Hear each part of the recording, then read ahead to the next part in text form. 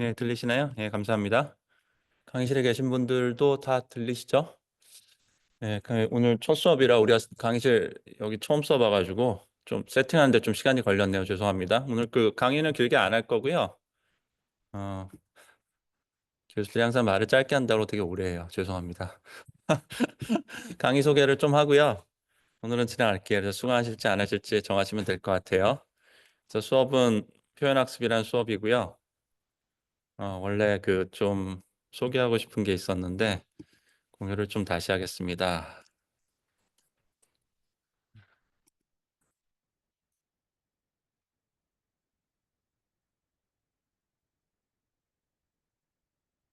여러분들 그 수업 얘기 아닌 딴 얘기부터 시작할 건데요. 팟캐스트 듣는 분들 많으신가 모르겠어요. 네, 저희 그 소소한 즐거움 중에 요즘 가장 즐거운 게 팟캐스트 듣는 건데 거기에 이제 쉘 게임이라고 하는 게 떠가지고 요즘 되게 재밌게 들었어요. 그래서 수업과 연관성이 있는지는 잘 모르겠고요. 그냥 오늘 수업 시간에 이걸 한번 소개를 하고 시작해야겠다라고 생각을 해가지고 소개를 해드리겠습니다. 이거 이반 래틀리프라는 이 분이 저널리스트인데요. 저널리스트들은 항상 기사를 찾아다니잖아요.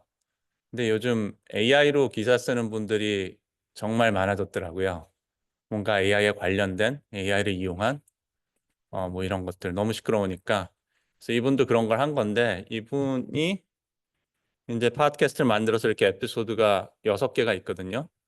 6개를 들으면 되는 건데 두 번째 아이고 이런 이게 리셋이 돼 버렸구나. 다시 한번 띄워보겠습니다. 뜨네요. 다행히. 자, 혹시 줌에서 이거 플레이했을 때 소리 안 들리시면 얘기해 주세요. Evan. My name is Matthew with Healthcare Solution. How are you doing today? Hey, Matthew. I'm doing well. Thanks for asking. How about you? Fantastic. I'm also fine. Thanks for asking. This call is about hospital indemnity plan that is designed to cover 100% of your hospital and medical expenses and also cover your co-pays and provide you additional benefits This onto your policy. is a scam. 잘 들리세요? 강의실 계신 분들은 오히려 더 안 들릴 것 같은데 잘 거의 안 들렸죠. 여기 트랜스크립트가 있긴 한데 그 줌 들어와 계신 분들은 소리 들렸나요? 이게요, 들어보시면요, Hello, this is Ivan 그러면서 이제 서로 대화를 하는데 전화 통화하는 건데 이 저널리스트가 이반이라는 사람이잖아요. 그 사람한테 온 전화를 전부 다 AI가 받도록 세팅을 해놨어요. 그래야 지금 전화했던 사람은 보이스피싱 하는 사람. 보이스피싱 하는 이제 뭔가를 팔려는 미국에서는 스캐머라고 그러는데 스캐머가 전화를 했는데 모든 전화는 자동으로 AI가 받도록 해놔서 AI가 받아서 대화를 하는데 소리는 본인 목소리를 엘레븐랩스에 가가지고 올려가지고 본인 목소리에 AI 보이스를 만들어 놓고 그거를 챗GPT에 연결해가지고 대화는 프롬프트에 근거한 대화 내용으로 가도록 이렇게 세팅을 해놨어요. 본인에 대한 정보도 나는 내 이름은 무엇이다. 너 뭐 이렇게 나는 누구고 뭐고 이런 걸 다 정해놓고요. 그래서 이제 전화가 오면은 그걸 바탕으로 우리 그냥 GPT랑 채팅하는 그것처럼 보이스가 전화로 나가게 해놨어요. 그래서 좀 들어보시면은 알겠지만 이게 그냥 얼핏 들어서는 AI라고는 도저히 상상할 수 없거든요. 실제로 이 팟캐스트에서 이 저널리스트가 이제 여러 가지 설명을 자기 얘기를 막 하는데 AI가 얘기할 때랑 본인이 얘기할 때랑 구별이 거의 안 가요. 그래서 이제 두 번째 에피소드는 이걸 가지고 뭔가 실험을 해보려고 온갖 군데 전화를 해야 되는데 너무 미안하잖아요. 가짜를 가지고 실험하는 거를 주변 사람이나 뭐 예를 들면 뭐 호텔 예약하는데 이런 데 전화해가지고 화나게 할 수도 있으니까 어떻게 하면 좋을까 고민하다가 보이스피싱을 한 사람들한테 전화를 길게 하는 것은 미안하지 않다라는 결론을 내리고 보이스피싱 이게 오면은 전화를 길게 하는 거예요. 이걸 계속 들어보면 한참 얘가 얘기를 하다가 나중에는 보이스피싱 전화한 스캐머한테 어떻게 도와줄 수 있을까 계속 물어봐요. How can I help you? 그러면서 막 계속 뭐 필요한 거 없어 계속 그래요. 뭐 그런 게 에피소드 2고요. 에피소드 3에 가면 또 무슨 얘기를 하면 이것도 리셋됐나?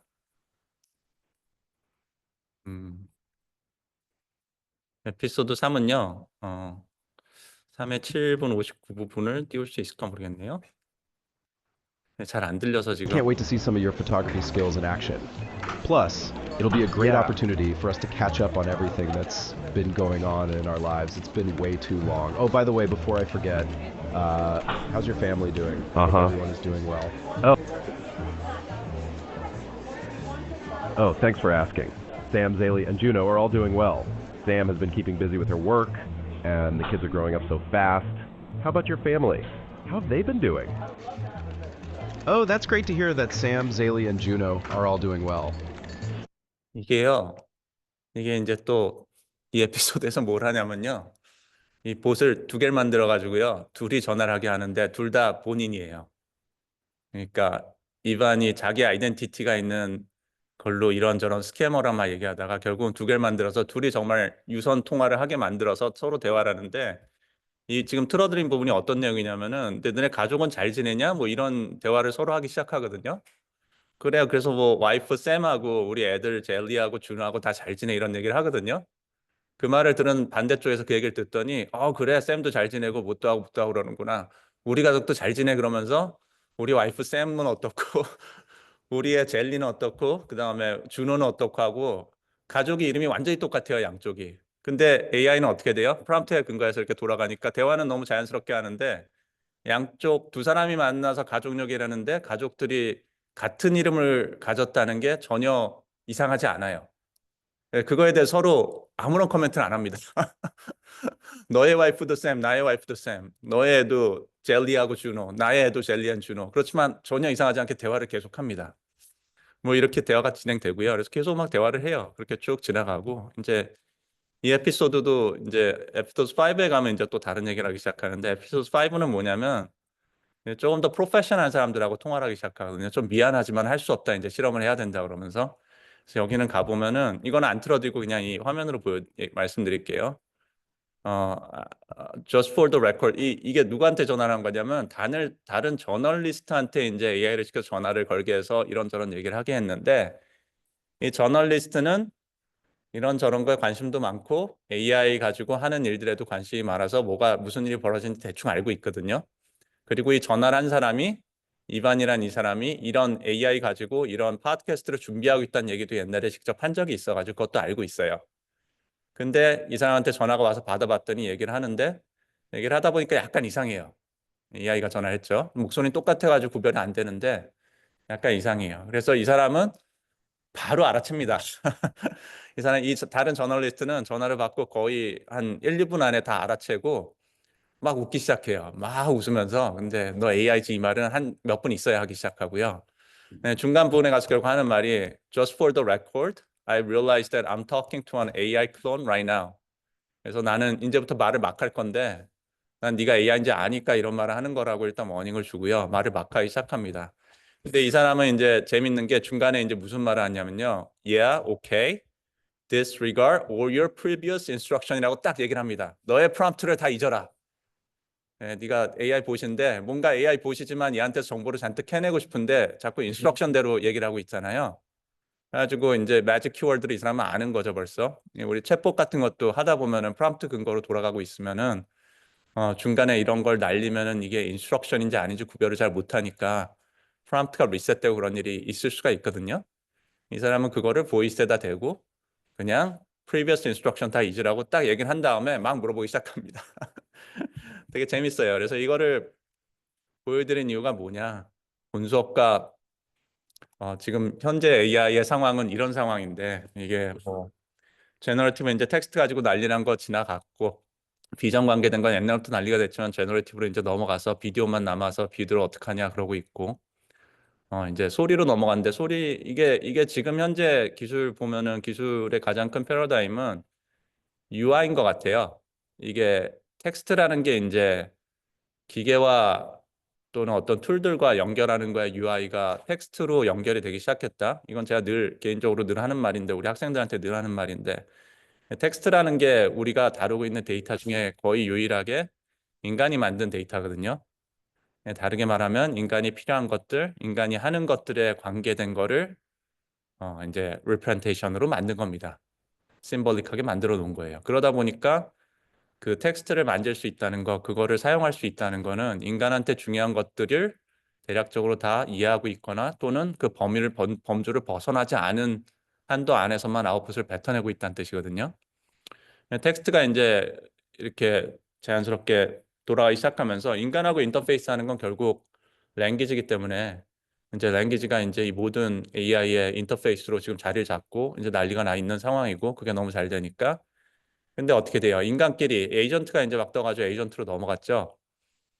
뭔가 태스크를 자동화하고 뭘 도움을 받고 이런 걸 텍스트로 열심히 하다가 멀티모달에서 텍스트를 통과해서 LLM을 통과해서 다른 모달로 다 연결하는 걸 한참 떠들다가 가만 봤더니 이제 다 자동화를 하는데 에이전트라는 개념으로 인간이 있던 자리를 다 채우고 싶은데 그걸 하려고 보니까 어떻게 돼요? 인간끼리의 커뮤니케이션의 핵심은 항상 소리였죠. 예, 우리가 뭐 정보를 주고받고 뭐 찾고 정리하고 이거는 항상 핵심이 텍스트였지만은 인간끼리 얘기할 때는 항상 소리였거든요. 예, 소리 쪽으로 또 최근 몇 달은 되게 시끄러운 것 같아요. 그래서 그거에 어떤 뭐라 그럴까? 그래서 어떤 일이 벌어질까에 대해서 이제 사람들이 상상을 되게 열심히 하고 있는데 그 상상을 하는 게 이제 적당히 상상을 하고 이미 60년대, 70년대 이런 소설에 이런 얘기가 벌써 나왔습니다라고 말하던 거는 너무 이제 진부한 얘기고 이런 저널리스트들이 이런 실험을 통해 가지고 정말 뭐가 가능하고 무슨 일이 생길 건지를 이제 확인하는 시절로 넘어온 것 같습니다. 자, 이런 시절로 넘어와 있고요. 이런 거에 대해서도 여러분들 논문은 이런 쪽으로 많이 쓰셔야겠지요. 이런 시절에 맞게끔 우리는 이제 학교는 어떻게 돼요? 항상 현재와 과거보다는 조금 더 미래에 맞춰서 준비를 해야 되잖아요. 아웃풋 항상 그렇게 돼야 되잖아요. 그리고 의미 있는 결과가 나오죠. 임팩트 있는 걸 하기 위해서 항상 그렇게 하는 것인데 자, 근데 이 수업은 정확하게 그 반대예요. 예, 제가 상당히 부족한 사람이라 항상 이 앞서가는 걸 하지 못하고 개인적으로 궁금한 걸 항상 쳐다보고 있다 보니까 이건 왜 이럴까 이 생각을 너무 오래 해가지고 공부를 논문 쓰는 데는 너무 늦어버리고 논문에도 쓰기도 너무 어려운 토픽들만 공부를 좀 했고 오히려 이런 이제 딱 뜨는 거 지금 해야 되는 거는 잘 못했었는데 이 수업이 정확하게 그런 공부했던 걸 저희 연구실 학생분들하고 연구했던 것들 그런 것들을 쭉 정리를 해서 이제 설명드리는 수업입니다. 그래서 수업 내용을 조금 설명을 드릴게요. 그래서 이 슬라이드 앞부분에 이거를 설명을 드린 거는 에피소드 쉘 게임은요. 설명을 드리는 이유는 그냥 재밌어서 꼭 소개를 해드리고 싶었는데요. 요즘 이렇게 재밌는 일이 많아요를 이제 가끔 소개를 해드릴 건데 그 중에 이제 가장 최근에 제가 즐거웠던 일인데 설명을 드리고 싶었고 이제 수업과 연결지어서 설명을 드린다면 지금은 정확하게 이런 시절인데 이런 시절이다 보니까 이 기본적인 AI 딥러닝 관계된 거에 대해서 우리가 공부한다는 게 안 그래도 엉망이었는데 정말 기본적인 걸 배운다는 게 더더욱 없어져 버린 공부하기 정말 어려운 시절로 넘어온 것 같습니다. 그래서 이 수업은 그 정확하게 반대로 오래됐거나 논문을 지금 현재 토픽에 맞춰 쓰기에는 어렵지만 당연히 우리가 궁금했어야 되는 것들 그리고 사람들은 어떻게 돼요? 그 연구를 다 맞춰가지고 정확하게 정리를 해가지고 설명을 해내진 못했지만 그래도 어느 정도까지 갔습니다. 가고 사람들이 거기서 손을 놨을 때는 이유가 있어요. 어느 정도까지 간 다음에 끝까지 정리해서 딥러닝은 이런 것이야, 뉴럴 네트워크는 이렇게 돌아가라는 설명을 못하고 갑자기 그냥 사람들이 싹 사라지고 다른 연구를 했을 때는 다 이유가 있는데 그런 것들을 다루는 것이 본 수업의 목표입니다. 자, 이렇게 되고요. 그래서 쉘 게임은 정확하게 반대편에 있는 여러분들이 논문을 쓸 때는 이런 종류 논문을 꼭 쓰시기 바라고요. 수업에 대해 조금 설명을 드릴게요. 이게 작년 슬라이드를 재활용하려다 보니 작년 슬라이드에 이런 식으로 수업을 시작을 했더라고요. 작년 설명했던 걸 잠깐 설명을 드리면은 이건 개인사라 굳이 설명할 필요 없는데 올해는 안 할까 하다가 수업 준비를 제대로 못해서 그냥 하기로 했습니다. 이건 좀 다른 얘기인데요. 이것도 저희 이제 우리 연구자 학생분들한테 제가 늘 하는 얘기인데 이 박사할 때 공부하는 방법이 여러 가지가 있는데요. 책 한 권 정도 아니면 두세 권 정도는 거의 우리 뭐라 그러죠? 요즘도 수학의 정석 이런 걸로 공부하나 몰라요. 대학교 들어올 때. 그런 걸 한다면은 아마도 그 책을 세 번씩은 봤겠죠? 아닌가요? 어쨌든 우리가 어떤 책들은 여러 번 보잖아요. 점수 따야 되는 책들, 기본이 되는 책들 한 번 안 보고. 그죠? 이게 석박할 때, 석사 때는 좀 힘들고요. 박사할 때는 사실 이런 책이 기본적으로 있어야 되거든요. 한 권은 꼭 있어야 되고요. 본인 하는 거에 정말 좋은 책. 한 세 권 있으면 정말 좋을 것 같은데 아마 쉽지 않을 거예요. 여러분도 하시는 그 수많은 걸 하는 와중에 책 한 권을 3번 뜬다는 거는 쉽진 않을 거예요. 이거는 이제 페이퍼는 있어요. 항상 대부분 학생들은 졸업할 때쯤 되면은 본인이 박사 논문 쓰고 석사 논문 쓰고 그러는 데 있어서 가장 중심이 됐던 논문이 보통은 있습니다. 하나인 경우도 있고, 요즘은 옛날에는 하나에서 3개 정도인 경우가 많았는데 요즘은 연구가 너무 이렇게 뭐랄까요, 연구한다는 게 너무 개념이 바뀌어가지고 여러 개 있는 분들도 많을 것 같아요. 그래서 이런 것들이 꼭 있는데요. 저 같은 경우에는, 그래서 저는 박사를 참 옛날에 했습니다만, 옛날에 제가 공부할 때 저한테 제일 중요했던 과목은 컨벡스 옵티마이제이션이라는 책이 있는데, 지금도 옵티마이제이션 하시는 분들한테는 정말 한 권 골라서 박사과정에 해도 될 만큼 중요한 책일 겁니다. 보이드 교수님이라는 그 아주 훌륭하신 분이 있으신, 그 당시에는 제가 이 수업을 직접 들었는데 그 당시에는 책은 없었어요. 수업 시간에 그 프린트 비슷하게 PDF를 나눠주고 챕터별로 타이포를 찾아서 교수님께 연락을 드리면 칭찬을 받던 시절입니다. 이렇게 이제 학생들을 잘 활용해서 타이포를 많이 고쳐서 첫 번째 책이 나가기 전에 뭐 그렇게 하던 그 시절이었는데, 슬라이드가 정말 정말 좋거든요. 그래서 슬라이드로만 공부를 했었는데, 저 같은 경우는 그래서 책을 열심히 안 읽었어요. 사실 박사 때 되게 후회스러운 것 중 하나인데, 되게 기본적인 공부하는 거에 대한 감이 없어가지고 책은 열심히 안 읽고, 여기 써져 있지만 교수가 된 다음에 이 책을 몇 번 읽었는데 저처럼 살지 마세요. 이게 시퀀스가 잘못됐습니다. 학생 때 읽어야 돼요. 그다음에 또 하나는 저한테 되게 중요했던 건, 이 책은 그래도 어느 정도는 읽었어요. 안 읽었다고 돼 있긴 한데, 코보 교수님이라고 이제 인포메이션 티어리 하는 교수님이 있었고, 그 교수님한테도 수업을 한 2번 들었나, 한 3번쯤 들었는데, 이분 되게 재밌는 분이에요. 이 정보 이론 하시는 분인데, 그 우리 박사 시험이 있는데, 박사 시험이 제가 학교 다닐 때 이 학교는 되게 험난했거든요. 그래서 한 3분의 2점 떨어뜨렸나? 근데 한 2번 떨어지면, 2회 떨어지면 학교를 나가야 돼요. 학위를 못 받고. 그래서 정말 6개월 동안 사람들이 엄청 스트레스를 받으면서 시험 준비를 하던 그런 건데, 근데 박사 시험이 이제 10분씩 교수님 10분을 만나가지고 퀴즈를 딱 들은 다음에 그 자리에서 풀어야 돼요. 종이를 주면 종이에 풀고, 칠판이 있으면 칠판에 풀고, 뭐 그런 거 하는 거예요. 그래서 이제 첫 번째 문제 풀면 두 번째 문제를 또 물어보고, 교수님마다 다 달라요. 사람마다. 뭐 그런 걸 하는 건데, 이 교수님한테 가서 시험을 보는데 시험 문제가 시험 문제를 이분 거는 잘 풀었어요. 이분 거 잘 풀었더니 마지막에 가서 이제 이건 보너스다 그러면서 물어보시는데, 뭘 물어보시냐면, 아, 너한테 누가 봉투를 2개 줬다. 봉투에 돈이 들어있다. 봉투에 돈이 들어있는데 금액이 각각 얼마인지는 모른다. 그래서 네가 일단 하나를 골랐다. 자, 너는 봉투를 바꿀래 안 바꿀래? 이게 질문입니다. 물론 목표는 돈을 더 많이 가져가는 게 목표죠. 근데 봉투 2개 다 얼마 들었는지 몰라요. 열어보지도 못해요. 그냥 하나를 이미 골랐는데 그 안에 얼마 들었는지 몰라요. 근데 봉투를 바꿔야 될까요? 말아야 될까요? 라는 게 질문이거든요. 잘 모르겠죠. 말도 안 되는 것 같죠. 어떻게 해도 어차피 확률은 똑같잖아요. expected value 똑같이 나올 것 같죠. 그래서 정답은 뭐냐면요. 그 안에 그 돈을 봅니다. 내 봉투에 있는 돈만 봅니다. 근데 다른 봉투에 돈이 얼마가 있는지 모르니까 이게 더 큰 돈인지 작은 돈인지 모르는 거죠. 정답이라기보다는 이분이 원했던 답은 어떤 거냐면, 봉투에 있는 돈을 보기 전에요, 펑션을 하나 만들어요. e to the 마이너스 뭐 금액이 a라고 그러면 e to the 마이너스 a 같은 펑션을 만들어 가지고요. 숫자가 크면 클수록 내가 봉투를 바꿀 확률을 낮추는 펑션 하나 만듭니다. 확률 값을 뱉어내는 애를. 그래서 나온 값이 10불이면은 내가 바꿀 확률이 예를 들면 10분의 1인데, 100불이면은 제가 바꿀 확률이 100분의 1밖에 안 되는 거예요. e to the 마이너스 a가 아니라 그냥 a분의 1이라고 지금 제가 불렀네요. 펑션을 뭘 만들어도 되는데, 그 안에 있는 돈의 디펜던트한 펑션을 만들면은 expected value가 average보다 올라가기 시작해요. 왜냐하면 작은 돈을 골랐을 때는 바꿀 확률이 더 올라가고, 큰 돈이 나왔을 때는 바꿀 확률이 내려가는 펑션만 고르면 되거든요. 그렇게만 하면 어쨌든 2개를 어느 걸 골랐든 간에 바꿀 확률이 서로 다르다 보니까 expected value가 올라가죠. 뭐 그런 문제 물어보는 분이에요.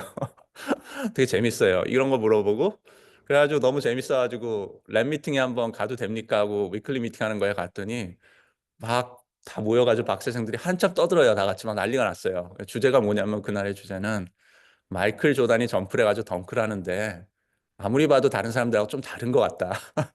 90년대 말이어가지고 마이클 조단이 한참 전성기였습니다. 그래서 이 사람이 덩크를 하는 게 뭐가 다르냐를 논의하는 날이었습니다. 한참 막 아이디어를 내요. 도대체 왜 덩크가 더 달라 보일까?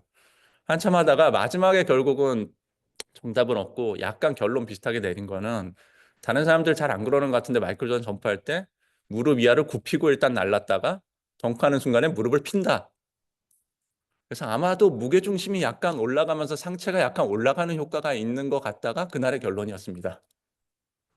그래서 마지막에 몇 센치라도 혹시 더 높아지는 게 아닐까.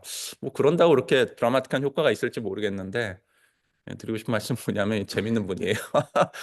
이 연구실에서 그룹 미팅에서 가장 의미 있는 대화는 이런 것들이었습니다. 이런 걸 하는 데고. 그래서 이분한테 이제 되게 많은 이제 이분 수업이 저한테는 가장 즐거웠던 수업이었는데 여기서 배웠던 게 인포메이션 띠어리고 그러다 보니까 박사도 실제로도 이분 연구실은 안 갔는데 다른 데 갔는데 인포메이션 띠어리 기반으로 저는 박사를 하고 나왔어요. 그때도 책을 충분히 열심히는 안 읽었는데 오히려 이제 학생들 가르치기 시작하면서 책을 몇 번 읽었죠. 참 알 수 없어요. 저는 참고로 박사 마친 다음에 일을 한 12년쯤 했는데 마지막 10년은 우리 지도 교수님하고 지도 교수님 부인께서 세운 회사에 가서 세 번째로 세 명이었는데 우리 지도 교수님 부인 빼면은 두 번째인데 어쨌든 170명 될 때까지 스타트업을 했거든요. 그래가지고 되게 지저분한 일 되게 많이 했어요. 정말 지저분한 일 많이 하다가 한국에 오게 돼서 왔는데 학교에 꼭 가고 싶어서 어떻게 하다가 학교에 겨우겨우 들어왔어요. 들어와가지고 10년쯤 스타트업을 하다 보면은 공부가 하고 싶어지더라고요. 대학원생 때 공부 별로 하고 싶지 않았거든요. 근데 교수가 되고 나서는 공부처럼 재밌는 게 없었습니다. 책 보는 것처럼 재밌는 게 없고요. 요즘은 조금 지쳐가지고 옛날 같지는 않은데 수업처럼 재밌는 게 없어요. 왜냐하면 수업이 이렇게 뭐랄까 데드라인이 있거든요. 그 시간이 되기 전까지 제가 공부를 맞춰서 수업 시간에 들어가야 돼요. 그렇죠? 왜냐하면 학생들이 뭘 물어볼지 모르니까. 저 혼자 공부하는 거면 대충 해도 되는데 학생들이 질문이 뭐 나왔을 때 뭐 대답 못해도 상관없는데 못하면 좀 창피하잖아요. 그러니까 대답을 다 하려면은 다 깨끗하게 정리가 끝난 채 들어가야 됩니다. 근데 그게 뭐 모르던 걸 해서 그럴 때도 있었지만은 어떤 과목은 한 4년쯤 가르쳤는데도 똑같더라고요. 4년이 돼도 여전히 수업 들어가기 전에 다시 공부하는 정독하는 심정으로 준비해서 가면은 다 명확하게 대답이 빨리 나오고 아니면 안 나오고. 하여튼 학교에 가지고 공부를 다 다시 했습니다. 공부를 하면서 이제 저 같은 경우에는 저 연구자 학생분들한테는 늘 죄송하게 생각하는데 이제 딥러닝이 막 떴거든요. 이제 제가 했던 연구는 이런 건데 했던 연구는 이제 채널 커패시티 인포메이션 띠어리 이런 걸 했는데 이게 뭐냐면은 채널이란 게 뭐냐면요. 여러분들 별로 관심 없겠지만은 결국은 리프렌트에서 얘기할 때 이 비슷한 얘기도 할 거니까 한번 들어보세요. X라는 인풋이 들어왔을 때 펑션이 있어가지고 X에 디펜던트하게 Y라는 아웃풋을 뱉어나는 확률 분포가 있으면은 컨디셔널 프로버티 디스트리뷰션이 있으면은 이게 그냥 채널이에요. 수학적으로. 이제 이게 수학적으로는 이걸 그냥 컨디셔널 디스트리뷰션을 그냥 채널이라고 부르는데 현실적으로 의미는 뭐냐면은 우리가 뭔가 신호를 보냈어요. 신호를 보냈는데 받는 쪽에서 그거를 노이즈가 없으면 똑같이 받겠지만 노이즈가 있으니까 노이즈가 더해진 걸 받게 되죠. 노이즈는 어떻게 돼요? 노이즈는 확률분포를 따르는 랜덤한 애죠. 그래가지고 받는 사람 입장에서는 보낸 게 X여도 받는 거는 X 플러스 노이즈에 해당되는 뭔가 다르게 생긴 걸 받게 됩니다. 그래서 받은 게 노이즈가 너무 크면은 원래 보낸 게 뭔지 못 알아보게 되고요. 노이즈가 아주 작으면 시그널에 비해서 그러면은 노이즈가 조금 들어옴에도 불구하고 보낸 게 뭔지 대충 다 맞출 수 있게 되고요. 그래서 그런 게 주어져 있으면 피지컬하게 그런 어떤 미디움이 지워져 있으면은 그걸 채널이라고 부르고 수학적으로 컨디셔널 디스트리뷰션으로 딱 디파인 해버리고 그 다음에 어떻게 하면은 내가 보내고 싶은 정보를 어떤 식으로 정리를 해서 인코딩해서 보내면 이 채널을 통과한 다음에 에러가 전혀 없이 보낸 사람의 정보를 하나도 잃어버리지 않고 하나도 잘못되지 않은 채로 다 복구해낼 수 있을까? 디코더를 통과해서. 이런 문제입니다. 이거에 대해서 참고로 이 동네에서는 채널 딱 한 번만 쓰면 당연히 완벽하게 복구할 길이 없죠. 노이즈가 되게 심하게 들어오면 그때는 뭘 보냈는지 완벽하게 맞춘다는 게 불가능하잖아요. 그래서 시퀀스로 문제를 바꾸거든요. 시퀀스 안에다 리던던시가 들어있는 어떤 구조가 있는 애를 보내기 시작하면은 그 구조를 깨는 게 점점 어려워지기 때문에 노이즈가 한 번 한 번씩 인디펜던트하게 각 샘플마다 들어오는 애가 걔는 인디펜던트하기 때문에 시퀀스가 충분히 길어졌는데 그 시퀀스는 상당히 디펜던트한 어떤 구조를 갖고 있으면은 노이즈가 얘를 디코딩 못하게 에러가 없이 디코딩 못하게끔 막아내는 게 점점 어려워지다가 결국은 그 확률을 0까지 낮출 수 있습니다. 그래서 이론적으로 이런 걸 다 보일 수가 있고요. 이거에 근거해서 여러분들 뭐 통신은 사실 이론적인 부분들이 상당히 많이 정리가 끝났는데 지금 우리 쓰고 있는 시스템들이 다 그런 식으로 해서 에러가 없게끔 다 되는 걸로 이제 다 만들어진 상황이죠. 그래서 이런 이론이 있고요. 이제 박사했던 거는 이제 멀티플 억세스 채널이라고 해가지고 두 사람이 정보를 같은 채널에서 막 보내고 있으면 듣는 애는 그걸 어떻게 에러 없이 둘 다 복구해낼 수 있을까? 노이즈도 있고 서로 간섭도 하고 그러는데 뭐 이런 문제입니다. 이런 문제를 풀었고요. 근데 이게 이제 저한테는 왜 이게 중요했냐면 저는 이런 백그라운드를 갖고 있었기 때문에 딥러닝 봤을 때 정말 말도 안 됐거든요.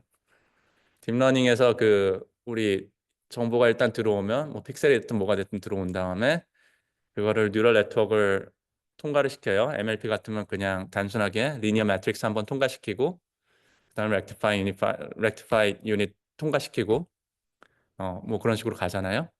근데 그게 그렇게 해서 학습을 했을 때 만들어지는 그 계산값들이 결국은 숫자 벡터인데 그 숫자 벡터가 어떻게 생겼느냐, 뭘 의미하느냐에 대해서 아무도 관심이 없었습니다. 아무도 얘기를 안 했어요. 근데 저는 그걸 이해하지 못하고는 도저히 딥러닝이 왜 돌아가는지 이해가 안 되는 거예요. 저의 관심사는 사실 그거였습니다. 처음 연구를 시작했을 때. 그래서 여기 뭐 다른 게 있는데 나중에 기회가 되면 좀 더 설명을 하도록 하고요. 이런 것도 이제 채널에 이제 좀 전에 설명드린 건 가우시안 채널, 컨티뉴어스 채널이고 이런 건 바이너리 채널이죠. 1을 보냈는데 P의 확률로 0으로 바뀌어버리고 받는 사람한테는 1 P의 확률로 안 바뀌어버리면은 이걸 이제 이런 상황을 바이너리 시메트릭 채널이라고 부르는데 이 경우에 우리가 어떤 정보를 보내고 싶은데 보내고 싶은 레이블이 0, 1, 2가 있으면은 0을 보내고 싶을 땐 이 시퀀스를 보내고요. 뭐 1을 보내고 싶을 땐 이 시퀀스를 보내고요. 뭐 이런 식입니다. 이걸 이제 코딩이라고 그러는데 이걸 잘 디자인하면은 이런 바이너리 시메트릭 채널에서 이 에러가 발생하는 거는 각 케이스마다 인디펜던트하게 IID로 발생하기 때문에 이걸 충분히 길이를 늘리면은 디코딩 에러가 날 확률을 점점점 0으로 가게끔 수렴하게끔 만들 수가 있어요. 그래서 그런 얘기들이고요.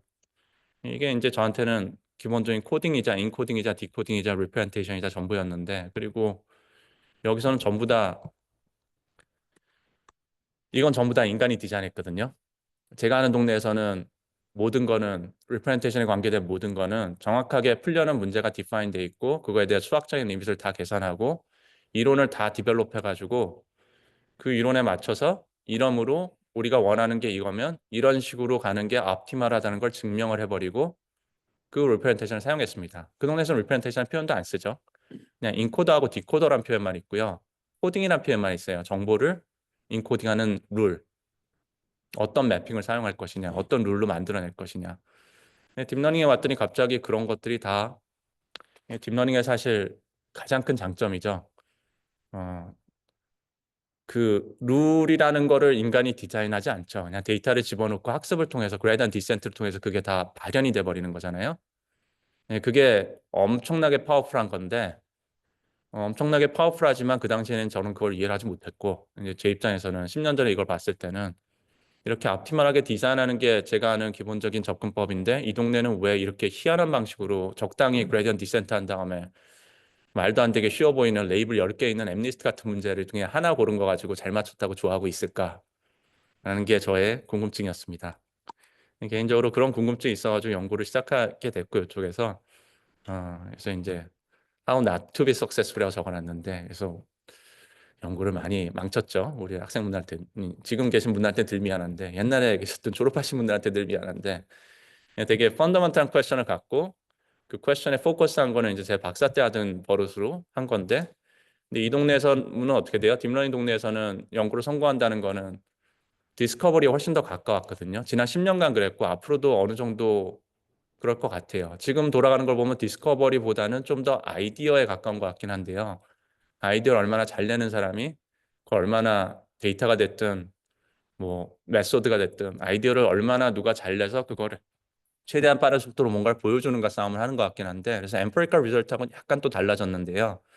근데 이 LLM이 충분히 제너레이티브 AI 쪽이 충분히 뜨기 전인 한 3년 전부터 좀 떴으니까 그 전 시절 10년만 해도 딥러닝을 다미네이트하는 그 가장 성공적인 연구 방법론은 디스커버리였거든요. 실험을 통한 디스커버리. 아이디어도 있고 여러 가지도 있지만 결국 뭔가 찾았을 때 그거를 어떻게든 설명하고 정리를 하고 이론도 갖다 붙이고 그래서 이론으로 만든 걸로 보일 수 있게끔 하고 최대한 설명을 해내고 사실 틀릴 때가 많아요. 나중에 보면 시간이 지나면 다 잘못된 설명인 게 대부분이긴 한데 어쨌든 논문이 발간되려면 그 절차를 잘 거쳐줘야 되니까 그렇게 연구를 했어야 되는데 근데 저 같은 경우에는 그렇게 한 거보다는 empirical result 전혀 없는 상태에서 이거는 말이 안 된다. 근본적으로 뭘까? 이런 연구를 했습니다.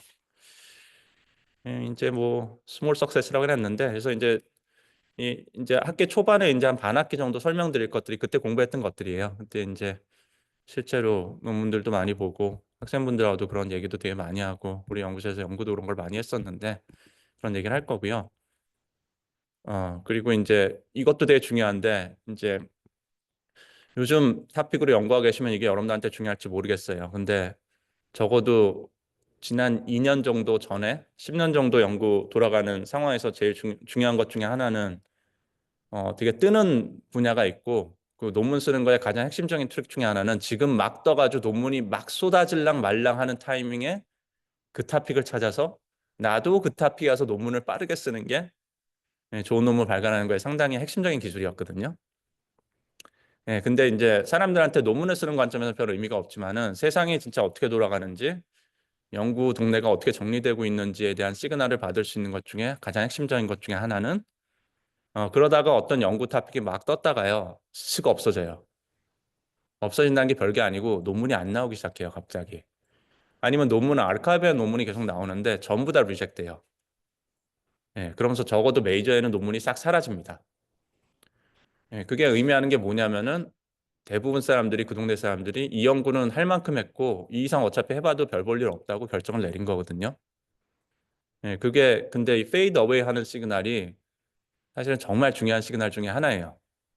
리서치 커뮤니티가 어떤 식으로 이거에 대해서 이해하고 그 다음 단계를 좀 넘어가고 있는가에 대해서 안타깝게도 우리 옛날 고전적인 학문이었으면은 뭔가가 어떻게 정리가 되면은 딱 그게 이렇게 됐다라는 결론이 있고 그 결론 위에 그렇기 때문에 요 다음 걸 한다로 연결짓는 것들이 있어가지고 연구가 이제 플로우가 있어서 이렇게 알아볼 수가 있는데 이 동네는 이제 그런 게 되게 약하죠. 그냥 확실히 이 동네는 좀 져버렸나 보다 정도를 이해할 수 있긴 한데 그게 뭘 의미하는지 그 다음 연구들은 그것과 관련돼서 무슨 일이 벌어진 건지 알기 어렵습니다. 보통 관련돼서 뭐가 안 벌어지죠. 상당히 많은 경우는 이건 그만하고 난 딴 거 할래가 발전하는 방식이었기 때문에 지난 10년간 앞으로도 그럴 것 같아요.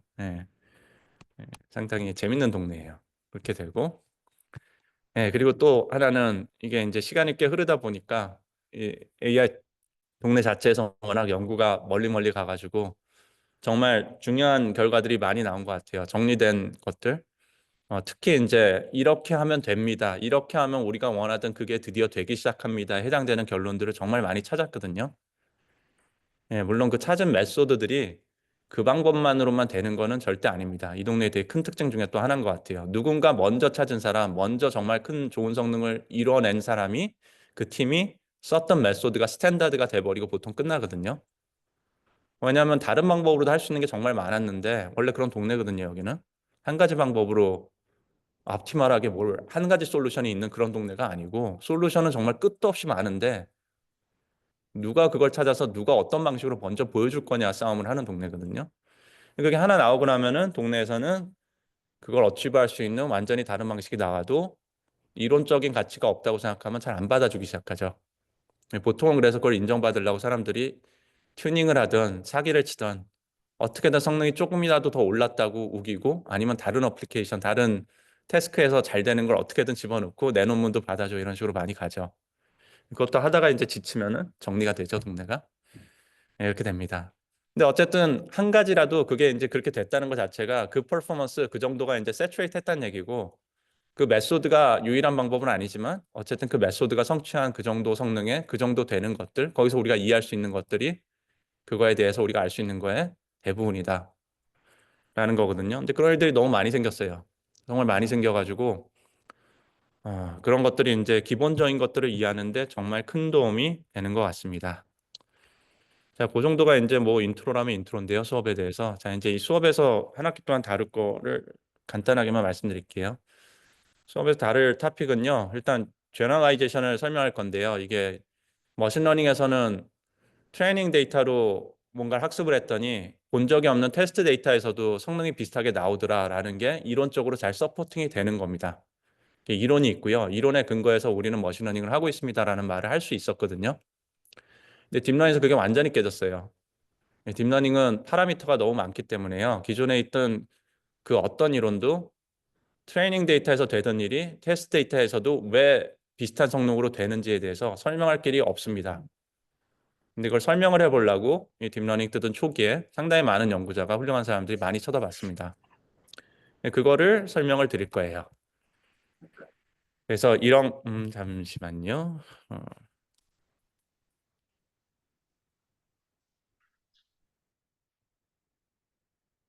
네. 그래서 제너레이션은 그런 얘기를 할 거고요. 그래서 그게 어떤 의미가 있는 것인지, 왜 사람들은 그걸 기법하게 된 것인지, 기법을 했지만 그나마 그래도 마지막에 좀 힌트를 주고 정리가 된 논문은 어떤 게 있고, 거기 그 이후에 사실 논문이 많이 나왔으면 좋았는데 사람들이 지쳐가지고 이 연구도 딱 적당한 데서 멈췄거든요. 네, 그런 걸 설명을 드릴 거고요. 옵티마이제이션도 되게 그 기본적인 얘기인데요. 옵티마이제이션도 어떻게 돼요? 옵티마이제이션 처음에 딥러닝 시작할 때 원래 옵티마이제이션이라는 분야는 너무너무 클래시컬하고 너무 많은 분야에서 쓰는 것이고 이론도 정말 많고 이론들도 정말 수학적으로 가장 잘 디벨롭되어 있는 분야거든요. 네, 정말 정말 잘 되어 있는 분야인데 막상 딥러닝에 왔더니 기존에 이게 넌리니어 옵티마이제이션이니까 이게 컴팩스가 아니고 리니어하지도 않고 그렇잖아요. 넌리니어 옵티마이제이션 프로블럼인데 우리가 딥 네트워크를 트레이닝한다는 문제가 그거에 대해서 기존에 있던 이론들을 생각해 보면 이런 식으로 해야 될 것 같은데 저런 식으로 해야 될 것 같은데 이게 당연히 더 잘 되지 않겠어. 이 모든 것들이 다 실패하고 그냥 스토캐스틱 그레디언트 디센트가 이기고 끝났거든요. 처음에는 그거 자체가 상당히 시끄러운 문제였습니다. 맨 처음에 딥러닝 처음으로 알렉스는 나오고 되기 시작할 때 사람들한테 제일 먼저 시끄러웠던 거는 이게 말이 되느냐. 스토캐스틱 그레디언트 디센트 따위로 이 뉴럴 네트워크 학습이 된다고? 이게 되게 이슈였거든요.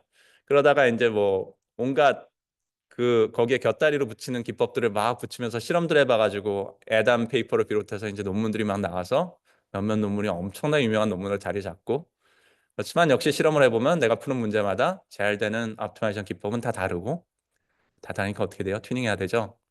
뭐 그런 일들이 끝도 없이 발생을 했죠. 그게 이제 어느 정도 정리가 된 것 같아요. 어느 정도 정리가 됐는데 그런 거에 대한 얘기를 좀 하고 사실 그거보다 좀 더 꼭 해보고 싶은 얘기는 수업에서 하는 제가 학생분들한테 좀 도움이 된다고 생각하는 거는 사실 우리가 학습을 계속 해야 되는데요. 연구를 하려고 그러면은 학습을 했을 때 우리가 원하는 어떤 퍼포먼스에 도달을 하긴 하는데요. 그 도달하는 과정에 옵티마이제이션 관계된 걸 결국 여러분들이 정말 많이 튜닝을 하게 되거든요.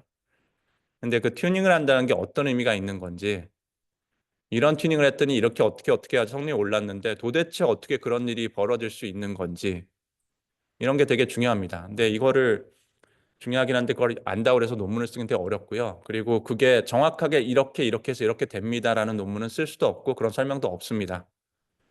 다만 이게 너무 중요한 문제다 보니까 사람들이 이거에 대해서 연구를 열심히 해가지고 이런 특별한 경우에는 이런 거 같아라는 논문, 저런 걸 내가 찾았는데 이건 진짜 신기하다라는 논문 이런 것들이 쭉 나왔어요. 그래서 그런 걸 쭉 정리할 겁니다. 정리하고 딥러닝에 트레이닝할 때 우리가 이렇게 천천히 오래 트레이닝해야 성능이 좀 더 올라가고 그런 경우들이 되게 많은데 그런 경우에 사람들이 결국 정리해 놓은 설명은 무엇인지. 근데 설명이 다시 말씀드리지만 이게 되게 안타까운 게 이론적으로 깨끗이 정리가 되고 증명이 돼서 이게 이렇게 흘러가는 것입니다. 이걸 확인하면 정말 그런 일이 벌어진 것을 당신의 학습에서 이런 일이 벌어진 걸 확인할 수 있습니다. 이런 얘기를 할 수 있으면 너무 좋은데요. 그럼 끝까지 안 되고요. 이런 이유로 이런 것 같습니다에 관계된 것들을 쭉 설명을 드릴 거예요. 네, 그 정도 우리 할 수 있는 베스트인 것 같아요, 현재. 사람들은 그 정도까지 연구를 마친 다음에 또 떠났습니다. 예, 더 이상 어떻게 할 수가 없어가지고 다 손 놔버렸어요. 이렇게 됐고요. 이제 아키텍처 얘기도 할 텐데 아키텍처도 결국은 제너레이션하고 옵티마이제이션하고 다 연결돼 있어요. 여러분들 이제 뭐 메인한 동네에서 연구하시면은 트랜스포머라든지 뭐 기본적인 네트워크 요즘 가져다 파인 튜닝하고 그렇게 많이 쓰시겠지만은 근데 연구 분야가 만약 코어 AI 쪽이 아니시면 본인 하는 도메인 쪽에서 쓰는 네트워크 또는 이제 본인이 스스로 디자인한 네트워크로 성능을 더 내야 되는 경우들도 종종 있을 텐데요. 왜 도대체 유명한 네트워크들은 왜 아키텍처들은 왜 유명해진 것이며 걔들은 왜 사람들이 계속 쓰는 것이며 뭐 이런 얘기를 좀 할 거예요. 그거에 대해서 또 사람들이 이런저런 연구를 했는데 마찬가지 결론은 없지만 이런저런 인사이트를 잔뜩 얻은 채로 연구를 문을 닫아버렸습니다. 네, 그런 얘기를 할 거고요. 그다음에 이거는 제가 개인적으로 늘 관심이 있던 거라 이제 인포메이션 티어리가 딥러닝에 잔뜩 여기저기 쓰이는데 그거에 대한 얘기를 좀 하고 지금 이제 LLM 넘어오는 거 LLM보다는 멀티모달 넘어오는 거에 되게 핵심이죠. 네, 멀티모달 넘어오는 거에 뭐 텍스트 이미지 같은 거 하는 거에 가장 핵심적인 게 이제 컨트라스트 러닝으로 텍스트하고 이미지하고 같이 학습한 건데 이제 컨트라스트 러닝이 그 LLM 학습하는 우리 기본적인 기법들 예, 그 마스킹하거나 시퀀스 다음 거 토큰 예측하거나 이런 기본적인 기법들이 있고요. 언슈퍼바이즈 러닝이죠. 예, 이제 딥러닝에서 언슈퍼바이즈라고 하는 거는 항상 학습하는 그 러스를 계산하는 그 그레디언트를 계산하는 입장에서는 슈퍼바이즈를 항상 해야 되는데요. 레이블이 있는 걸로 항상 그레디언트를 만들어내거든요. 근데 데이터 자체를 내가 손에 처음에 잡았을 때는 레이블이 없었으면 인간이 붙인 레이블이 없었으면 언슈퍼바이즈라고 그냥 부릅니다. 그래서 텍스트가 잔뜩 있는데 그 중에 하나를 내가 가렸으면은 이건 레이블로 붙인 건 아니고 가린 거기 때문에 그걸 레이블로 사용하더라도 이건 슈퍼바이즈 러닝이 아니고 오리지널 데이터셋에 인간이 진짜 열심히 노력해서 노동해가지고 레이블 붙이지 않았으니까 언슈퍼바이즈 러닝이 되는 거죠. 그래서 언슈퍼바이즈 러닝으로 결국은 다 귀결이 됐는데요. 언슈퍼바이즈 러닝으로 해야지만 말이 될 것이라고 한참 떠들었는데 결국은 이 컨트라스트 러닝이 정리가 되는 시점부터 이게 이 컨트라스트 러닝 정리될 때쯤에 이제 트랜스포머 논문이 나오고 이제 마스크 러닝 같은 것들이 성공하기 시작하면서 그 두 가지 쪽이 쭉 흘러가서 비전 쪽은 컨트라스트 러닝, 랭귀지 쪽은 뭐 토큰 적당히 지우고 하는 러닝 그 두 가지 언슈퍼바이즈 기법으로 결국은 정리가 끝난 것 같아요. 그래서 그 중에 이제 비전 쪽 얘기를 좀 할 거고요. 리프레젠테이션 얘기를 좀 요것저것 할 거고 멀티보다는 좀 얘기를 해보겠는데 사실 무슨 얘기를 해야 될지 최근 거는 또 제가 공부가 한 3년 항상 늦기 때문에 최근 거 공부를 안 하고 있어가지고 그런 얘기를 할 겁니다. 리프레젠테이션 관계된 얘기를 또 좀 할 건데요. 작년에 혹시 이제 최신 인공지능 수업을 들으셨으면 그때 이런저런 기본적인 얘기를 제가 해드린 걸 들으신 분들이 있을 텐데 그 비슷한 얘기를 좀 할 겁니다. 비슷한 얘기를 하면서 조금 더 올해는 가능하면 좀 더 익스팬드 해가지고 최근에 LLM 관계돼서 또 얘기 나오고 있는 것들 관계된 것들 좀 커버하는 게 목표입니다. 이건 개인적으로 관심이 있어가지고 겨울방학 때 뭔가 서베이 페이퍼라도 꼭 써보고 싶었지만은 역시 못 썼죠. 교수가 혼자 뭘 하겠다고 결심을 하면 보통 아무 일도 일어나지 않습니다. 그래서 못 썼는데 시스템 1, 시스템 2 얘기도 학기 말까지 기본적인 거라도 정리를 해가지고 수업에서 설명을 드리겠습니다. 이거는 시스템 1, 시스템 2는 그냥 간단하게 설명드리면은 아시는 분들 많겠지만은 그 시스템 1은 인간 뇌에서 아무런 의식적인 노력을 안 들이고 자동으로 판단하게 되는 것, 보게 되는 뭐라 그래야 되죠? 인지하게 되는 것들. 그래서 눈앞에 갑자기 사자가 나오면 갑자기 깜짝 놀라는 건 시스템 1이죠. 이거는 자, 앞에 있는 건 뭐지? 사자. 사자는 위험한가? 네. 그러면 지금 놀라야 될까? 네. 이 프로세스를 안 거치고 보자마자 그냥 비전 데이터 자체가 바로 깜짝 놀라는 걸로 바로 연결이 돼 버리죠. 그래서 의식적인 사고를 하지 않고 직접 바로 머릿속에 자동으로 계산이 되는 것들, 이제 시스템 1이고 반면에 의식적으로 계산되는 것들 지금 말한 것처럼 자, 이 수학 문제를 풀어봐. 근데 간단치가 않아요. 1 플러스 1 같은 경우는 거의 시스템 1으로 풀 수 있죠. 왜냐면 우리가 시스템 1 훈련을 충분히 많이 받았거든요. 1 플러스 1 플러스 1에 대해서 2라고 말하는 거에 대해서는 거의 자동으로 나올 수 있기 때문에 시스템 1으로도 풀 수 있는데 좀 복잡한 게 있으면 결국은 이제 손으로 적는다든지 머리로 이런저런 사고를 한다든지 스텝들이 들어가기 시작하죠. 이제 시스템 2가 돌아가기 시작하는 겁니다. 이건 에너지도 많이 소모하고 뇌에서 이제 시간도 오래 걸리고 스텝도 여러 번 가야 되는. 이게 요즘 이제 LLM 쪽에서 계속 하고 있는 얘기죠. COT에 해당되는 것들, 이제 GPT-5원 나온 것들, 5 시리즈가 나오기 시작한 것들이 다 시스템 2 기능들. 컴퓨팅을 시스템 1에다가 한참 쓰고 있다가 사이즈만 키워가지고 어쨌든 원턴으로 인풋이 들어오면 한 번에 아웃풋을 한 번에 뽑아내는 원턴으로 돌아가는 시스템 1 방식의 딥러닝 알고리즘을 계속 임프루브하고 있다가 시스템 1이 너무 커지니까 이제 시스템 2로 성능을 높이는 걸 해봐야겠다로 좀 넘어가기 시작한 거죠. 특히 수학 문제 같은 거는 시스템 1으로 잘 안 되니까. 그래서 시스템 2로 넘어갔다는 게 정확하게 이제 COT가 정확하게 시스템 2죠. 이 딥 네트워크를 되게 큰 걸 만들었는데 시스템 원적인 능력이 되게 좋은데 인풋에 대해서 한 번 아웃풋 뱉어내는 걸 너무 잘하는데 근데 그것만으로 안 되니까 이걸 아웃풋 뱉어낸 걸 다시 돌리고 다시 돌리고 몇 바퀴를 도는 거를 어떻게 하면 잘 돌릴까? 라는 패러다임으로 넘어갔고 그 두 개 패러다임이 지금 섞여 있어가지고 약간 그 제일 리딩하는 큰 회사들이 약간 지금 약간 혼란이죠. 시스템 원저인 걸 계속 키우는 걸 가야 되나? 시스템 투저인 거를 더 많이 가야 되냐? 지금 약간 시스템 투로 연구는 다 흘러간 것 같아요. 그래서 그 연구를 지금 미친 듯이 하고 있는데 더군다나 딥식 나와가지고 시스템 원저인 거는 오히려 줄여야 되니까 뭐 복잡해졌는데 뭐 그런 얘기를 좀 할 겁니다. 이렇게 되고요. 그래서 뭐 이것도 작년에 써놓은 거라서 올해는 작년보다는 좀 클리어할 것 같아요. 일단 슬라이드가 일단 만들어져 있기 때문에 작년에 슬라이드가 아예 안 만들어진 상태에서 아 올해 뭘 가르쳐야 되지 생각하면서 이 첫 수업을 했었거든요. 그래서 이런 말을 했었습니다. 그 골도 명확하지 않고요. 사실 준비도 잘 안 돼 있고요. 수업 시간에 무슨 말 할지 모르겠습니다. 이런 수업이니까 듣기 싫으면 듣지 마세요라고 워닝을 드렸는데 올해는 작년보단 좀 난데 뭐 그렇다고 근데 또 그렇게 또 준비가 잘 돼 있지도 않아요. 그래서 올해도 역시 워닝을 드립니다. 이 수업이 뭔가 한 토픽에 대해서 저희 연구실이 이 토픽을 정말 열심히 하는 연구실이고 저희가 이걸 진짜 많이 하기 때문에 그 토픽에 대해서 싹 한 학기 정리해 드립니다. 이 수업이 아니고요. 그러니까 말씀드린 것처럼 그냥 근본적인 것들에 대해서 그냥 얘기할 수 있는 만큼 얘기하는 게 목표다 보니까 항상 이런 리미테이션이 있을 겁니다. 이걸 참조하시고 수강 신청 결정을 하시기 바랍니다. 또 수업을 예를 들면은 제너레이션 딥러닝 보통 수업을 하면 이제 이것도 원래 이렇게 하려고 그랬는데 결국 이렇게 수업을 정말 했습니다. 작년에. 그래서 올해도 이렇게 할 것 같은데요. 논문 키페이퍼가 보통 있어요. 키페이퍼가 한두 개. 경우에 따라서 앞트와이션 같은 경우는 키페이퍼라기보다는 키 튜토리얼이 있는데 그걸 중심으로 잡아가지고 그 근처에 있는 논문들과 그 뭐 그 전에 있었던 것들, 그 후속으로 나온 연구들, 그것들을 플로우를 쭉 연결해가지고 설명을 드리는 게 수업의 목표입니다. 작년에 이 커넥티드 페이퍼라고 하는 거를 잘 활용했었는데 커넥티드 페이퍼가 뭐냐면은 논문 하나를 주면은 이게 뭐 예를 들면 여기서는 Rethinking Generation에는 유명한 페이퍼가 있는데 그 논문을 주면 그 논문하고 사이테이션을 공유하는 가치 사이트가 된 논문들을 잘 분석해가지고 관련성이 높은 논문들을 이 소셜 네트워크 분석하는 것처럼 이렇게 띄워주는 사이트거든요. 그래서 이걸 이용해가지고 근처에 있는 중요한 논문들을 같이 보여드리면서 이 동네는 대충 이 논문들을 이렇게 보면 이렇게 흘러갔고 이렇게 끝났네요. 하고 설명을 드리는 게 작년에 이제 진행한 방식이고요.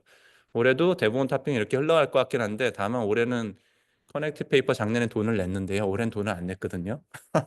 그래가지고 공짜로 쓸 수 있는 게 몇 번인지 잘 모르겠어가지고 몇 번 써보다가 마음에 안 들면은 요즘은 LLM으로도 잘 되는 게 많아가지고 LLM을 활용해서 이걸 할지도 모르겠어요. 어쨌든 수업은 이렇게 한 토픽이 있으면 중요한 페이퍼와 그 근처에 있는 토픽들, 그 후속 토픽들, 그리고 아까 말씀드린 대로 저한테 제일 중요한 거는 아주 중요한 거는 페이드어웨이를 어떻게 하는지가 되게 중요하거든요. 그 연구 토픽이 과연 끝날 때 어떤 식으로 조용히 역사의 뒤로 없어졌는가. 저한테는 그게 상당히 많은 가르침을 주더라고요. 그래서 그런 것들을 얘기하도록 하겠습니다. 컨트라스트 러닝 같은 경우에는 싱클레어 논문이 이제 핵심이 되고 제너레이션 같은 경우에는 리팅킹 제너레이션 논문이 이제 중심이 되고 뭐 그렇다는 얘기고요. 그래서 마이트가 아니라 올해 그냥 이렇게 할 거고요. 작년에도 이렇게 했으니까. 숙제인데요. 숙제는 이제 이 수업 성적에 관심 있는 분들이 얼마나 많으신지 모르겠는데 여기 메시지들이 있었네요. 네, 잘 들린다는 메시지. 그 성적을 정말 안 중요하게 생각하시는 대학원생분들도 있고 중요하게 생각하시는 분들도 있고 그런데 수업을 기왕 들으시면은 열심히 배우시고 많이 배우시고 그게 제일 중요한 것 같고요. 성적도 잘 받으셨으면 좋겠어요. 개인적으로는 성적을 정말 모든 분한테 잘 드리는 게 목표고요. 그래서 수업은 절대평가고요. 근데 시험은 볼 생각이 없어요. 이 수업 듣는 분이 많아서요. 우리 시험 한번 보면은 저희가 죽거든요. 채점을 못 합니다. 절대 못 해요. 그래서 제가 이 수업에 강의하는데 수업 들으러 오시는 분이 50분을 넘으면은 바로 저는 결정이 납니다. 시험 없는 수업이 됐군요. 그래서 이 수업도 중간고사, 기말고사가 없습니다. 중간 기말이 없다 보니까 숙제라든지 퀴즈라든지 프로젝트라든지 이런 걸로 평가를 해야 되는데요. 작년에 좀 했던 방식을 조교님들하고 아직 논의를 못 해가지고 논의해가지고 이건 정리해서 한번 말씀을 드릴게요. 다음 주에. 근데 어떤 식으로 여러분들이 뭘 해야 되는지. 근데 뭐 기본적으로는 숙제는 이렇게 어려운 거는 절대 안 내고요. 뭔가 시간이 많이 들고 뭘 대단한 걸 해오고 그렇게 해오셔도 제가 못 읽거든요. 그렇기 때문에 그게 목표는 아니고 뭔가 의미 있는 일을 각자 하는 게 목표이기 때문에 그거에 맞춰서 할 거고, 보통은 작년 같은 경우에는 이제 수업했던 거에 나왔던 논문들 중에 적어도 하나를 정독을 하고, 정독을 했으니 정독을 했다는 거를 간단하게 반 페이지 정도로 적어서 PDF로 제출하세요. 우리가 그거 다 읽어보고 확인할 건 아닌데요. 이렇게 대충 둘러보다가 오늘 점심은 맛있었다 이런 게 보이기 시작하면은 이제 메시지를 보내드립니다. 이러시면 안 됩니다라는 메시지가 가고, 성적에 영향이 있습니다 이런 게 가기 때문에 스팟 체크를 저희가 하기 때문에 적당히 의미 있게끔 해주시면 됩니다. 근데 그것도 뭐 근데 뭐 정리해서 적당히 내는 게 너무 쉬워져가지고 요즘 PDF 올리고 그냥 정리해달라 그러면 되니까 좀 고민이에요. 고민인데 그렇게 되고, 또 하나는 이제 논문을 찾아보는 걸 숙제를 작년에는 늘 했었거든요. 그래서 하나는 그냥 수업 시간에 했던 거를 하나를 정독하는 거고, 다른 하나는 본인이 관심 있는 수업과 관련된 논문들 중에 관심 있는 거 하나 읽어보고 그걸 마찬가지로 또 읽어봤다는 거를 어떻게든 정리해서 내주시는 게 목표였는데, 올해 어떻게 할지 좀 고민해 보겠습니다. 작년에 해보니까 이거 열심히 하시는 분들은 정말 열심히 하시고요. 공부 정말 많이 하시는데요. 대충 하시는 분들이 당연히 있거든요. 대충 하시는 분들을 근데 대충 하신 건지 알겠는데 당신 대충 했지요 이 말 하면은 되게 어색해지잖아요. 별로 어색할 생각은 없거든요.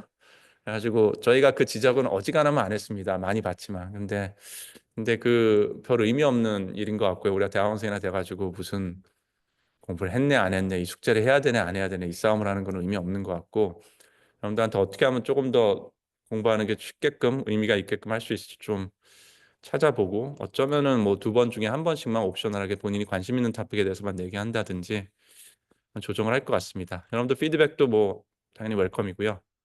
피드백 내는 링크도 좀 이따 보여드릴게요. 이 슬라이드는 좀 이따 이제 올려드릴 거니까요. ATL에 나중에 보시면 되고요. 학기 말에 가면 제가 갑자기 느슨해지기 시작합니다. 가르칠 게 부족해지기 시작하면은 갑자기 제가 패닉하면서 뭔가 이상한 표정이 되기 시작하거든요. 놀라지 마시고 수업을 빨리 끝내주세요 라고 얘기하시면 됩니다. 그러면은 모두 편하게 지나갈 수 있습니다.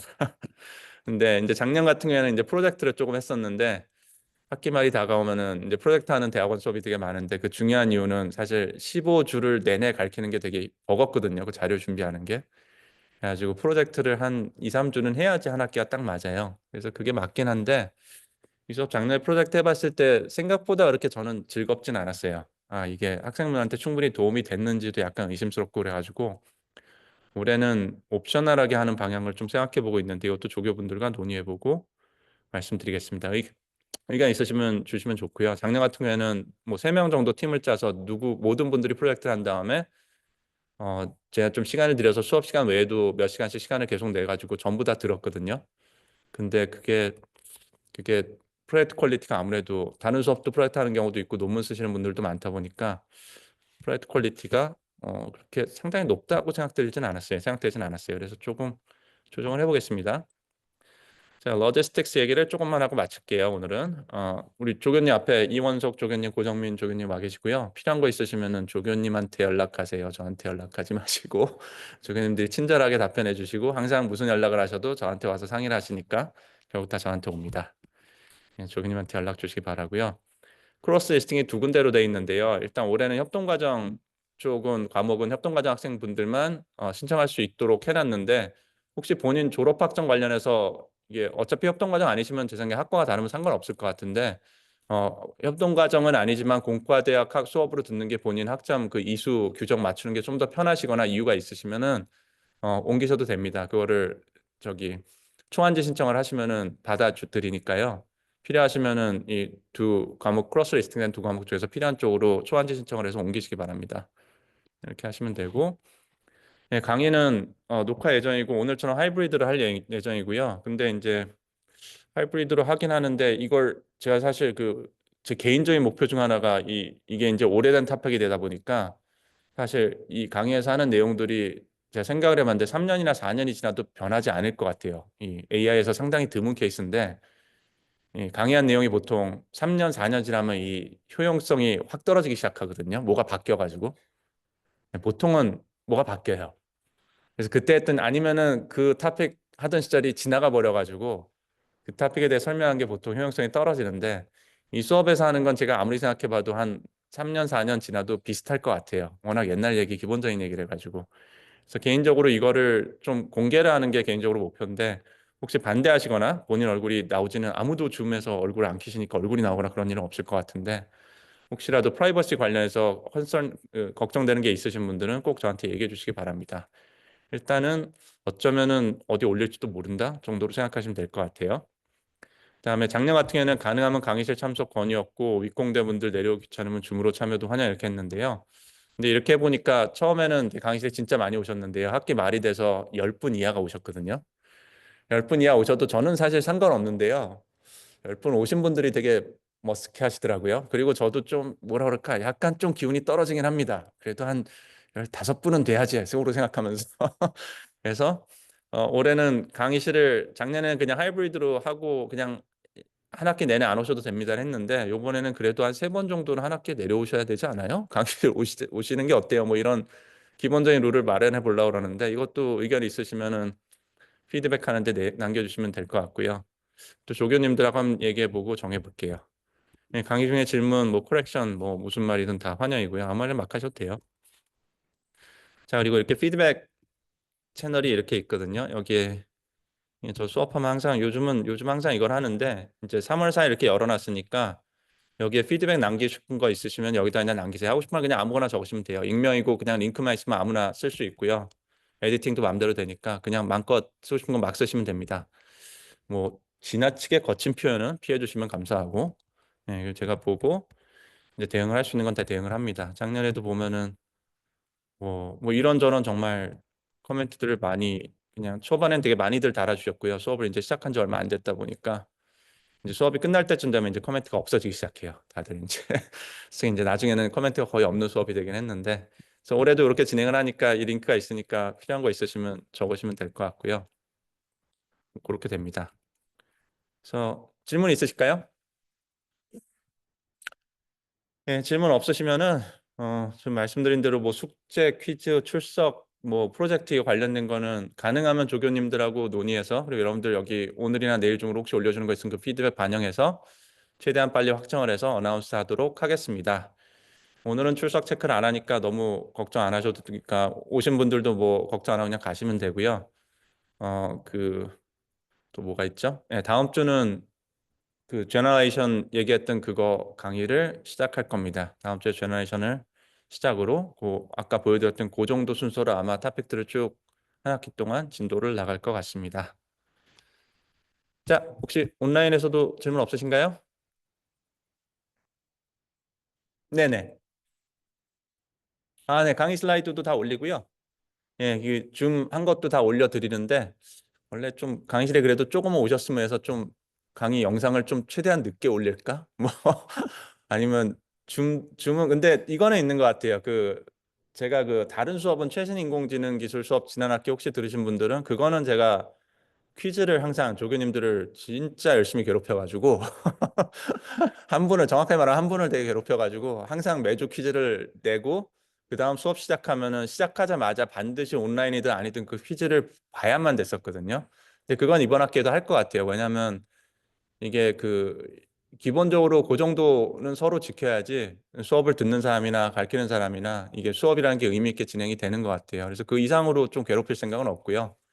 다들 뭐 사는 거 복잡하실 텐데 각자 알아서 잘 하시면 되는 거고 공부를 열심히 하시면 되는 거고요. 근데 그 정도는 맞출 것 같아서 뭐 수업 시간 안에 하이브리드로 줌으로 들어오셔도 수업 시간에 들으셔야 된다 정도 생각하시면 될 것 같고 지난 학기에는 이제 한 번 정도는 그 시간 맞춰서 못 들어오셔서 퀴즈 못 보셔도 괜찮아요 말씀을 드렸는데 이번 학기는 아마 3번 정도 하든지 그래서 이제 조교님한테 절대 연락하지 마세요. 3번이나 말씀드렸으니 괜찮으니까 학회를 설마 3번을 가시겠어요?